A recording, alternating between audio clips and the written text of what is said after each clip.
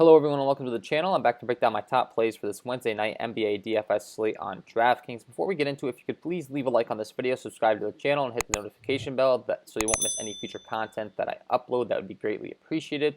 And I have released a NBA DFS package over there on Patreon where you can get access to some of the things I go over in the video. Try to jam in as much information to you guys, but if you want some premium content, you get access to my premium NBA projections, my data sheet, which includes statistics, player stats, rebound percentage, assist percentage, usage rates, etc., points per possession, offensive rebounds, which teams are giving up most points in the half court, which teams are giving up the most putbacks, transition stats, my core plays on DraftKings and FanDuel, my injury impact insights, which I break down injuries and how it's going to impact each individual player, and my NBA Discord, where you can ask me questions all the way up until lock regarding any main slate. So, with that being said, let's go ahead and start breaking down this slate tonight. We got a good one because tons of teams in action.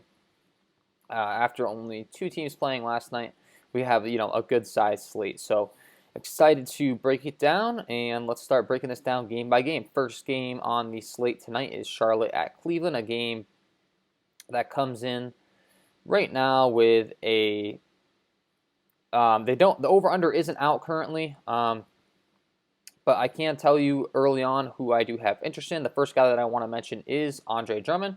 No Kevin Love in this game and no Kevin Porter Jr., so that's going to open up some minutes in the front court for this Cleveland team, and I do think that's going to benefit Andre Drummond, who is already one of the league's top rebounders.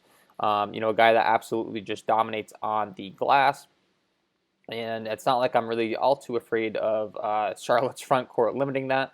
I think he's going to be able to go up there and get a lot of rebounds. Comes in on an AK price tag, and I do think that he is a very viable option and does get a bump up with Kevin Love being out. The other guys that you could possibly look to with Kevin Love being out would be Chetty Osman at 4.8, coming off the bench for these guys. He's probably going to be leaned on a little bit more, get more minutes than he typically would. He comes in at 4.8. And I don't expect this game to exactly be the most high scoring is the only thing. So Chetty Osman could be a decent salary relief option. And as far as on the Charlotte side, well, before we get in there, I do have to mention Isaac Okoro, who most likely is going to start at only 3.4 for these Cleveland Cavaliers. And so he would also be another viable salary relief option with Kevin Porter and Kevin Love being out, and that's actually the guy that I wanted to mention was Larry Nance Jr. Larry Nance Jr. is probably going to be the guy that gets the biggest bump with these guys being out. He comes in at 5'9", and he's definitely going to be a very viable option because he's going to tick up in minutes, and Larry Nance Jr. is a very good fantasy point per minute producer when he gets the opportunity. He just needs the minutes. And with Kevin Love and Porter being out, he's definitely going to get those minutes. So definitely have to mention him. Didn't mean to skip over him. Make sure, he's the top priority. He gets the biggest bump with those guys being out. And on the Charlotte side of the ball, I really only have interest in 2 guys. It's Devontae Graham and it's Terry Rozier. Devontae Graham comes in at a 6.4 price tag, a guy that last year really exploded on the scene. We saw what he was all about, looking at his game logs in his most recent games. He was putting up 43, 58 DK points. Ton of upside at a 6.4 price tag. It's just a matter of if this game's going to play quick enough to really get there. It's going to be interesting to see what the over-under is. And then Terry Rozier is the other guy that I had mentioned. These are the 2 guys in kind of 1A, 1B that I'd be starting with. LaMelo Ball is going to kind of dig into their minutes slightly compared to last year. But I do think that early on in the season, we can lean those 2 guys over LaMelo Ball. So those would be my top interests in this game. Moving further along to the New York-Indiana game. Once again, not exactly the top pace game, not exactly going to blow your socks off with the over-under in this one either. We'll get to some games later on that will be much more high-paced and some guys that I like more, but Domantas Sabonis would be the first guy that I'm looking to on the Indiana side. I mean, this game comes up with a 212 over-under, so I think that tells you enough compared to the other games on the slate. I don't think I'm even going to go here, to be honest. You got to value pace and possessions and opportunity in basketball. You need to target those high over-under games where there's going to be a lot of pace. So I'll give you a few guys that I would be going to as a contrarian play. Domantas Sabonis is the guy that's going to get all the rebounds on the glass for the Indiana side of the ball. He has a ton of matchup. He's the guy that we were playing 8, 9, 9K for at the end of last year. He was only at 7-4, so he is a little underpriced, even though it's going to be a slow-paced game. I think he could be a sneaky play that you could toss in your lineups and feel pretty good about that. Malcolm Brogdon is the other guy. As far as Victor Oladipo, I probably wouldn't go there in this particular one. I'd probably go with Malcolm Brogdon and, well, I shouldn't say that, but it's going to be tough. If I'm leaning Malcolm Brogdon just because of the fact that he runs the point and he has more assist usage, etc. So that I think he has a little more upside at 6'2". But once again, game slow. Don't really want to talk about these guys too much because I don't want people thinking that I'm really all too interested. On the New York side of the ball, I would be playing Julius Randle. He's really the only guy on the upper end on these New York Knicks as far as salary, and he's the only one I'd really have interest in. He's going to get a ton of usage in this offense, so I'd be going there. Not exactly the best matchup, taking on Sabonis in the front court, though. And then for a salary relief option, I do think that Obi Toppin is an interesting option, or Toppin is an interesting option, because he's only 370. I think he's going to get a solid amount of minutes. I've got him projected for, mid-20s or so. So I do think that he's a interesting salary relief option early on if he can get the minutes out the bench for this New York Knicks team, but not all too interested in this game. Moving further along, the Miami-Orlando game. Looking at this one, Nikola Vucevic at the top at 8'2" is the guy that, we're most likely going to be playing on the Orlando side if we're paying up for a stud, because he's going to get a ton of usage in this offense.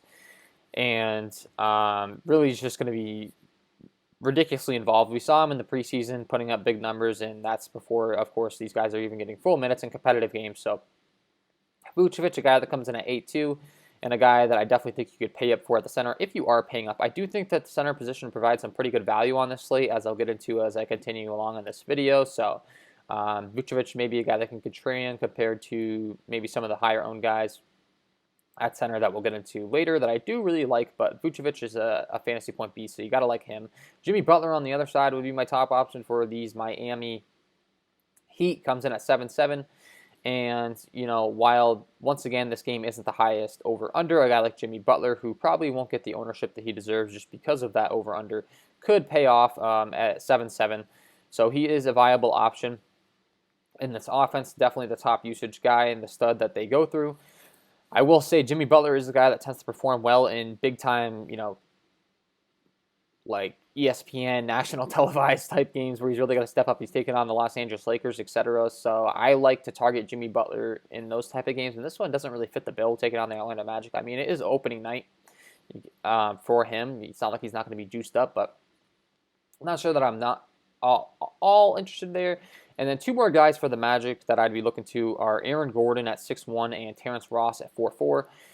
Aaron Gordon, a high usage guy. He's a little volatile in the sense that, he's hot. He's hit or miss. He gets real hot or he just kind of doesn't show up. So let that be known if you're playing Aaron Gordon. He is more of a tournament play, but he's only 6'1" compared to, upper sevens that we were paying for him at the end of last year. So I do think that he's priced decently. And my top guy on this Orlando Magic team as far as price and his upside for his price would be Terrence Ross, because Terrence Ross is the sixth man for these Orlando Magic. And he's a guy I love to play when he's underpriced. He's only 4'4". I'd look for that to get more expensive as the season goes on.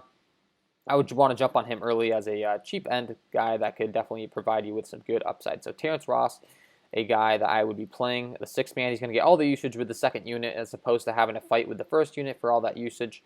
So I do like Terrence Ross. Next game, Washington-Philly, where we can start discussing, some studs that actually have some more interest in, because we have Joel Embiid, Russell Westbrook, Ben Simmons, Bradley Beal, 4 studs in this one. And as far as, the pace is expected to go in this game, right now we can see that this game comes in with a 229 over-under, so by far the fastest game that we've discussed so far, and by far some of the top options. Joel Embiid gets to take on this Washington Wizards team who does not have a good defensive front court. He gets a good matchup in this one. He comes in at 9-8, 27th best team against center, so, not concerned about them slowing down Joel Embiid. And, of course, we know what he's capable of on a permanent basis. This is a guy that when he's out there can literally be putting up like 2 fantasy points per minute if he's really dialed in. And I expect him to get pretty heavy dose of minutes early on. I do have a lot of these projectors or starters projected for the mid-30s, just because it seems as if a lot of these coaches aren't going to be running them out full speed. As these few games get under our belt, we'll have more of an idea of how these rotations are going to run, and the projections are just going to dial in for me. So, but Joel Embiid, 9-8, taking on a Washington team where who's really going to slow him down? When you look at the Washington side, you got Thomas Bryant, Mo Wagner. I guess they could put in Dwight Howard now that they have, or not Dwight Howard, sorry, Robin Lopez. Dwight Howard's the backup to Joel Embiid, so don't get confused there. But I guess they could throw in Robin Lopez defensively on Joel Embiid, who has proven to be a pretty good defender, but I'm not all too worried. No one's going to slow him down. He's pretty much matchup proof, and I do have interest in him in a high-paced game. Russell Westbrook on the other side for the Washington Wizards. You got to have interest in him, sharing with Bradley Beal. And his matchup as far as the Philadelphia side is concerned, they are really good against the point guard position, and that's because Ben Simmons is a good defender. So that's the only thing that I would be a little weary on when targeting Russell Westbrook. I'm not really too sure that I would want to go to him tonight because Ben Simmons has proven to be a pretty good defender. I would be targeting Bradley Beal over him at 8-5. I think Bradley Beal is the way to go tonight, and he has a much better matchup. I do think that not having to face Ben Simmons' defense, is going to benefit him more so than it is Russell Westbrook. So I would definitely lean towards him.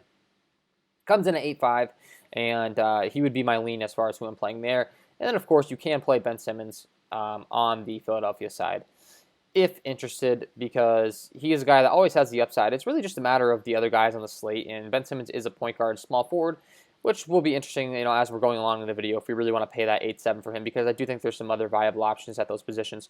But taking on a Washington Wizards team, which isn't very good defensively, I do think that Ben Simmons is, of course, a viable option, considering, these guys are the 27th best against the point guard position. I think Ben Simmons is going to get plenty of opportunity to go out there. The only issue in this one really is if the game gets away, because it is a 7.5-point spread for these Philadelphia 76ers.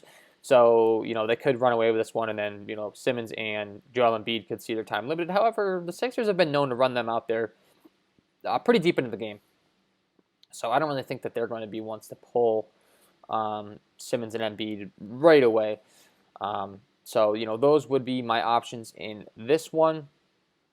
As far as, any of the other cheap options, I'm not really all too interested. Well, actually, you know what? I don't want to forget Tobias Harris, because I'm really glad that I caught that, because Tobias Harris is a guy that I have a ton of interest in. I think he's underpriced. He's only 6'2", and taking on this Washington team, he would actually be my number one option in this 76ers offense. So I'm glad I caught that one, because don't want to let you guys move on to the slate without noticing him, because he's a big time play on this slate tonight. At 6'2" on DraftKings, I think he's got a ton of upside at that price. Make sure you're getting him in your lineups. And he is definitely a top priority for me tonight. Make sure you're getting him in your lineups. I think it's going to treat you really well. With that being said, moving along to this Milwaukee-Boston game. No Kemba Walker to start the season for these Boston Celtics, so that means there's going to be a lot of usage to go around for guys like Jason Tatum and guys like Jaylen Brown. I definitely do like Jason Tatum. I definitely do like Jaylen Brown. If I'm picking between the two, it would be Jaylen Brown, strictly because of price tag. I mean, Jason Tatum can go off. He's the top guy, he's top dog in this offense, and you're paying up for him in the hopes that he's going to put up 60 plus. And I definitely think it's viable, and I definitely think it's possible against this Milwaukee team. Milwaukee is a very good defensive team, and he might have to face some Giannis defense. I mean, Chris Middleton's a good defender. They now have Drew Holiday, who's a great defender. So as far as, the matchup's concerned against Milwaukee, it's not ideal, because they are a very, very good defensive team. But it's just the usage.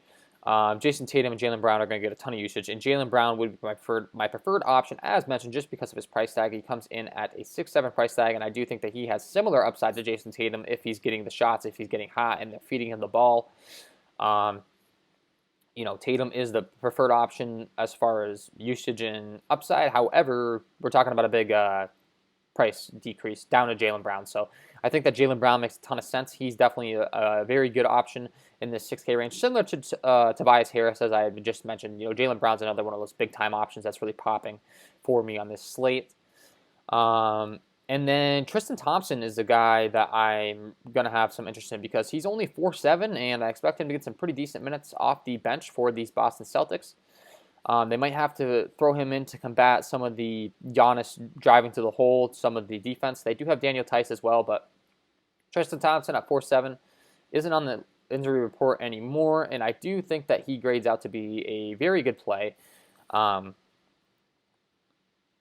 on this opening night. He did have a strained hamstring that could limit him, but he's fully good to go. He's not on the injury report. I don't think it's going to limit him. I think they're going to give him all the minutes he wants. It's just a matter of resting him for the season. The season's here, and so now it's the time. And Jeff Teague, lastly, only at 4K on this Boston side. With no Kemba Walker, he will be the one stepping in. At only 4K, he could blow that price tag away very easily. So whether he's starting or not, we'll have to keep an eye on. Because the Celtics did elect to bring him off the bench a little bit in the preseason. So, but regardless, at only 4K, he could definitely pay off that price tag relatively easy with his usage and upside.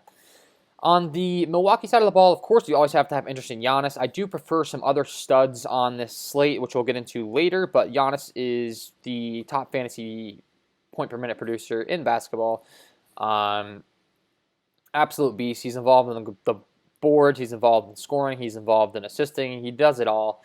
And at only 10-2, I do think his price is a little underwhelming compared to, we were paying 11.5 for him at the end of the year last year. So, Giannis, a guy that I definitely do have interest in. It's just a matter of if you really want to play him over some of the other guys. And, a 224.5 game compared to a guy like, hint, Luka Doncic, who we're going to talk about later, with a 235.5 over-under.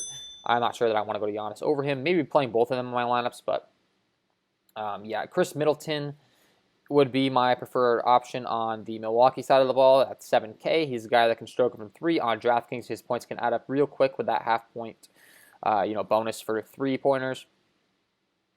So Chris Middleton would be my top option on the Milwaukee Bucks as far as, point per dollar is concerned.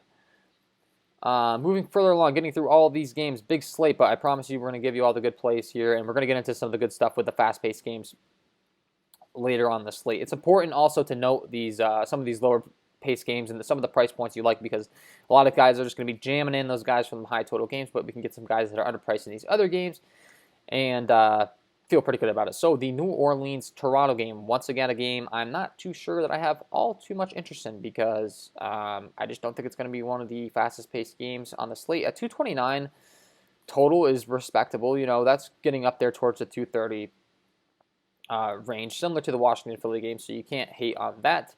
But the Toronto defense is pretty solid, and while these New Orleans Pelicans do play fast, I'm not all too sure that I'm going to have as much interest in them as I typically would when they have to face the defensive guys like Kyle Lowry, Fred VanVleet, Pascal Siakam, and Norman Powell, OG Anunoby. The list goes on. You get the point. But very good defensive team, and I'm not all too sure that I'm interested in paying up for any of these guys. As far as my favorite option from this game, or my favorite options, honestly, it would be 2 guards, in first Fred VanVleet and second Eric Bledsoe. Fred VanVleet comes in at a 6-7 price tag. I do think he could pay off that relatively easy. He's a guy that'll get up there towards 8K. If you've been playing Fred VanVleet in fantasy, or if you've been playing fantasy for multiple years, Fred VanVleet's kind of the diamond in the rough. He doesn't get talked about very often, but he always does have the upside, and he goes out there and gets the job done. So he's the guy that I would have interest in. And then Eric Bledsoe at 5'6", I think is underpriced as well.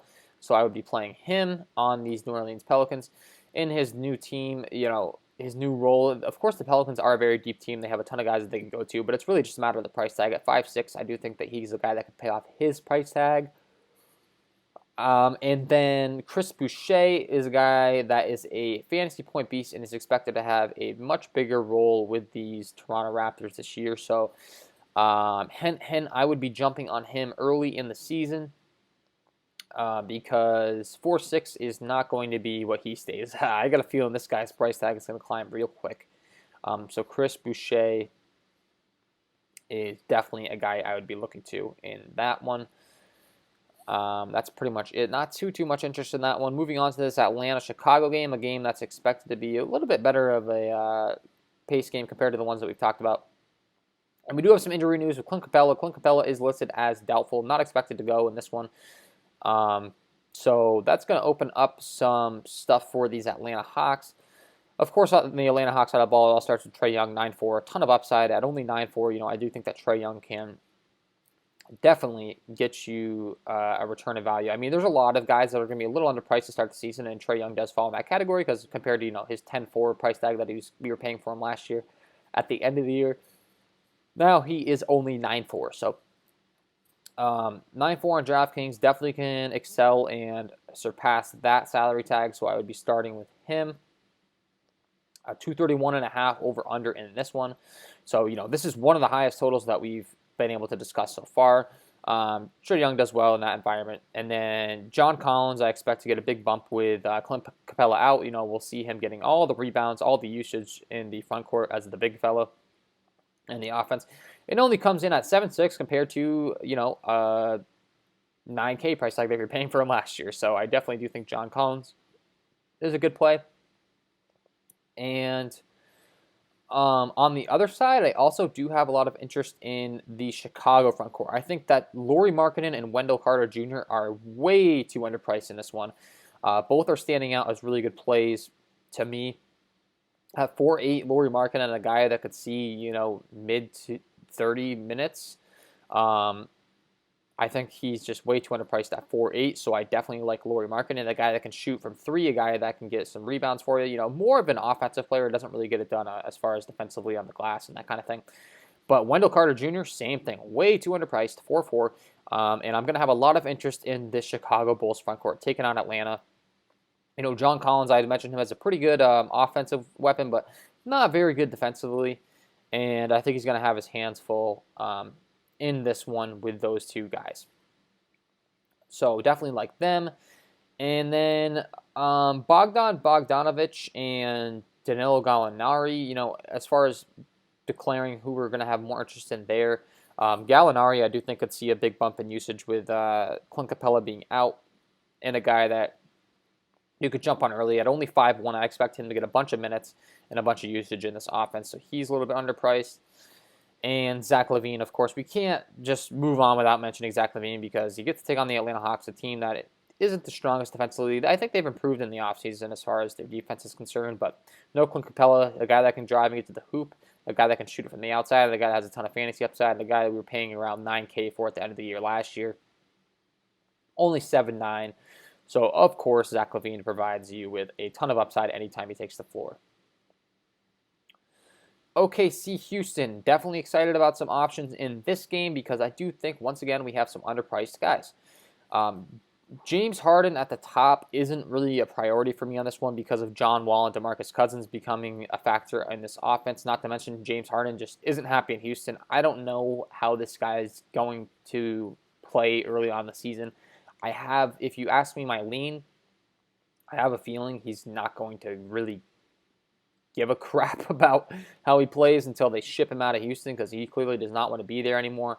So James Harden, a guy that, I would probably fade on this slate. Not really trying to go there. I do have a ton of interest in John Wall because I think that John Wall is underpriced. At only 7.4 on this slate, John Wall stands out as a great option for me. Projected to play in the low to mid 30s for me. 7.4 price tag. John Wall really stands out to me. He doesn't get the best matchup taking on defenders like Shai Gilgeous-Alexander, but Shai might be on James Harden. Tough saying. So. But regardless, I do lean John Wall, the price tag, and the matchup's not going to defer me off him just because I think that he is too cheap. And a 224.5 over-under in this one is a pretty respectable over-under. So John Wall and DeMarcus Cousins are, my top two guys in this Houston offense as far as point per dollar and upside that they provide, 5.4. I think that DeMarcus Cousins is too cheap as well. So both of those guys I have interest in over James Harden. And on the other side of the ball, it's really, or not on the other side of the ball, on the same side of the ball, sorry, Christian Wood is also a guy you can have interest in because 6'3", Christian Wood is a guy that's a fantasy point per minute beast. We were paying $8K for him at the end of the year last year. He's only 6'3". While he's going to have to battle DeMarcus Cousins on the board, and maybe not playing both of these guys in the same lineup is optimal, Christian Wood's a beast. And then on the other side, I really don't have interest in anyone on the OKC side outside of Al Horford and Shai Gilgeous-Alexander. Those are the two main dogs in this offense. 7.5 for Shai Gilgeous-Alexander. He could definitely, get you there at this price tag. He's expected to be the main dog in this offense with no more Chris Paul. Shai Gilgeous-Alexander should get a big bump in usage this year. So I would be playing him, and I would be playing Al Horford, who's the big for the OKC and kind of, Steven Adams' replacement as far as his role in that offense. So look for Al Horford to be involved in a lot of pick and roll, a lot on the boards, and just overall in this offense. I like him. All right, moving further along, trying to get through the rest of these games. We're really going to narrow it down to some of my top plays, as I've been trying to do without the video, but it's important that we break down the slate and just give you some multiple options because it's a big one. So if you can just figure out the guys that I like on the salary end and figure out the pace, and you combine all those stats, I think it's going to treat you pretty well. And then, of course, you can get access to my projections, so I think will be a big help for you. You can get access to all my stat sheets, all that stuff linked below in the description. So check that out if you're interested before we continue. But Ja Morant, DeMar DeRozan, Jonas Valanciunas, LaMarcus Aldridge, really the guys that I'm looking to go to in this game at the top. And I'm really just looking for the high usage guys. As far as the over-under in this one, this game comes in with a 231.5 over-under, which is, second best on the slate, tied with the Atlanta-Chicago game. So I do think that this game is going to be interesting. Memphis team that plays quick. So I'd be looking to Ja Morant, DeMar DeRozan, Jonas Valanciunas, LaMarcus Aldridge, and Dillon Brooks. If you were to ask me my favorite options, I would probably say LaMarcus Aldridge and Dillon Brooks, honestly, just because of their price points. I think they can both blow those price points away. At only 6.5 on DraftKings, I think LaMarcus Aldridge is a great option taking on this Memphis front court who doesn't really fear me defensively. Jonas Valanciunas is a decent defender. Jaren Jackson Jr. isn't a guy that I worry about. He is out, so that's going to just make their front court worse as far as I'm concerned, as far as size. So I like LaMarcus Aldridge, and I do like Dillon Brooks at 5'4". A guy that I really do like playing on DraftKings because he shoots a ton of three-pointers, and he's a dead-eye shooter. 4 for 5, 4 for 7 his last 2 times out as far as his game loss is concerned. So that just goes to show you, he's a guy that can shoot and get the job done from behind the arc. And when he gets hot, look out because it can get ugly real quick, and by ugly I mean for the other team, not for your DraftKings lineup. So I do like Dillon Brooks. Moving further along, Detroit, Minnesota. In this one, I do like Karl-Anthony Towns and D'Angelo Russell because they are the usage beasts in this one. Looking at the over-under, this game comes in with a 222.5 over-under, so not exactly, the highest pace game, but honestly, as far as guys who I'm interested in, those would be the two that I'm looking to. On the Detroit side of the ball, Derrick Rose is the guy that I'd be looking to, just because of all the usage that he gets in his offense. But D'Angelo Russell at 7.2 is the guy that really stands out as being underpriced. This guy provides a ton of upside. At only 7.2, he kind of fits into the mold of the Jaylen Brown and Tobias Harris that I have mentioned as guys with a ton of upside that are just underpriced. So I do like D'Angelo Russell. I think he has a ton of upside to win you some tournaments. And Derrick Rose, as I mentioned, the guy that became kind of a sixth-man beast with all the usage. Whether he starts or whether he's a sixth man doesn't really matter to me because he gets the job done. He attacks the rim. He gets the assists. He does it all. So Derrick Rose, a guy at 5'8", because that could definitely blow away his price tag. Karl-Anthony Towns at 9.7 is going to get a ton of usage, but as mentioned, I do have some salary relief centers that I do have a ton of interest in, and we're going to discuss them right now. I've been mentioning them multiple times throughout the video, and now we get to finally talk about them because it is in this Sacramento-Denver game.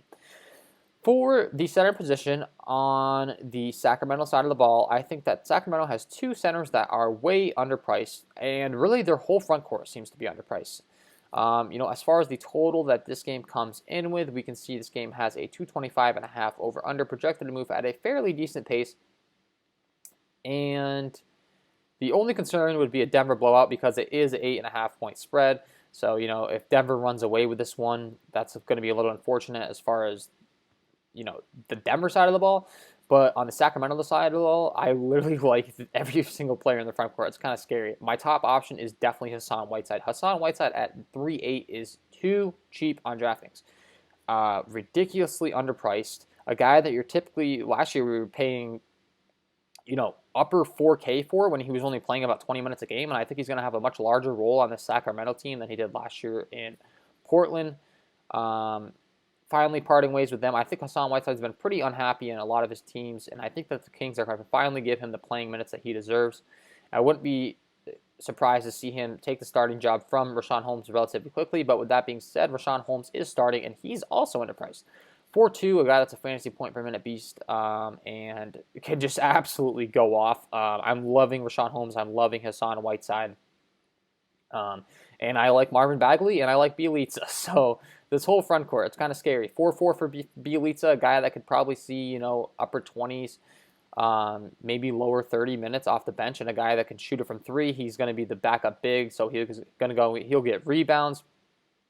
We saw him play a lot of backup center last year. That's not going to be the case in this one, obviously, with Hassan Whiteside coming on board, but it doesn't matter because the 3 he can shoot at only 4.4. He can pay off that price tag real quick. And Marvin Bagley at 4.9. Same thing. We're talking 4K, in the mid 4Ks for guys that are going to be very involved, young guys that are going to get the minutes. And Marvin Bagley was a little bit limited in the preseason. He was only playing 15 minutes or so, but I'd expect him to get up there near 30 minutes in this one, and he could definitely blow away that 4.9 price tag. So love all those guys. My favorite one would be Hassan Whiteside, but I mean, just some underpriced guys in this one. And then on the other side of the ball, as far as, Denver guys I'm interested in, of course, it is Nikola Jokic at 9.6, but I just mentioned he's only a center guy. So, I mean, if I'm paying up for center, Jokic is, one of my top guys just because of how involved he is. He gets the assists. He can shoot from 3. He can rebound. He does it all. He's just a very good distributor in this offense. So I do like Nikola Jokic. And then you could always play Will Barton and Jamal Murray. Jamal Murray at 8.1, take it on the Sacramento team. With De'Aaron Fox defense, I'm not too sure that I'm interested in. I'm not really sure that I'm too interested in either point guard. But those are the guys, of course, you could be playing with the high upside. I do think there's some better options that are underpriced that we've already discussed. And 2 more games, and the best one is going to be for last, the Dallas-Phoenix game. So stick around for that one because that one's going to have a ton of fireworks in this one. Damien Lillard, Donovan Mitchell are the top guys in both offenses, so you have to start with those 2 guys. 9K for Damien Lillard. We saw what this guy did last year, just ridiculous. Has a ton of upside. He had games where he was putting up 80 DK points, so that just goes to tell you, at 9K, he could still pay off that price tag. As far as the pace in this one, we could see that this game does come in with a 228.5 over-under, so decent pace, nothing crazy, but it is up there, honestly, for the slate, so you could have some interest in this one. And CJ McCollum, Donovan Mitchell, Nurkic, I think Rudy Gobert is underpriced at 6.8, not in comparison to some of the centers that we just discussed, but I do think that he is a viable option. And my favorite option for salary relief in this game would be Jordan Clarkson. Jordan Clarkson, the guy that gets a ton of usage off the bench for this Utah team, and I do think that he is a great option at only 4.2 that could definitely blow past that price tag, so he's a good tournament upside guy. And I don't want to forget about Bogdanovich because I also think that Bogdanovich is underpriced in this one at only 5.1. Bojan Bogdanovich, I think putting him in your lineups will fare you well. So he's one of my top guys as far as salary relief as well. He's going to get a ton of minutes. 5.1's too cheap for him. Get him in your lineups. And lastly, we saved the best for last. This game is the top total on the slate. Ton of usage to go around in this one. A 235.5 over under. And no Kristaps Porzingis means that Luka Doncic is going to get all of the usage in this Dallas offense. He is my top spend-up option on the slate, no doubt. Comes in at a 10K price tag, a guy we were paying 11K for last year. 10K is too underpriced, and I expect him to get a ton of usage in a high-paced game. The Chris Paul defense doesn't scare me. Luka's going to go out there. He's going to go off. He's my top spend-up option on the slate. Devin Booker, I love on the other side at 8.9. Him and Chris Paul are obviously the run-back options. Devin Booker, I expect to excel even better with Chris Paul, a guy that can distribute the ball to him, a guy that can take a little bit of the attention off him. Maybe the teams won't be able to double-team him as much. So I like Devin Booker.